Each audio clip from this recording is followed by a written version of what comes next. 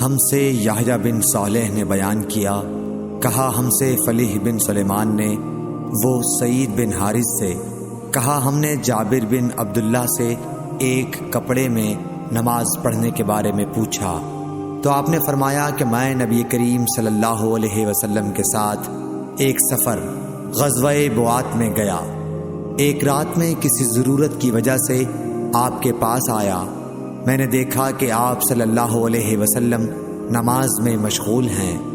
اس وقت میرے بدن پر صرف ایک ہی کپڑا تھا، اس لیے میں نے اسے لپیٹ لیا اور آپ کے بازو میں ہو کر میں بھی نماز میں شریک ہو گیا۔ جب آپ نماز سے فارغ ہوئے تو دریافت فرمایا، جابر اس رات کے وقت کیسے آئے؟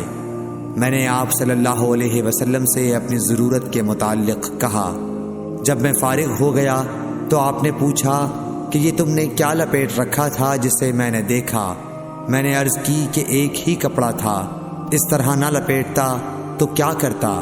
آپ صلی اللہ علیہ وسلم نے فرمایا کہ اگر وہ کشادہ ہو تو اسے اچھی طرح لپیٹ لیا کر، اور اگر تنگ ہو تو اس کو تہبند کے طور پر باندھ لیا کر۔ صحیح بخاری حدیث نمبر 361۔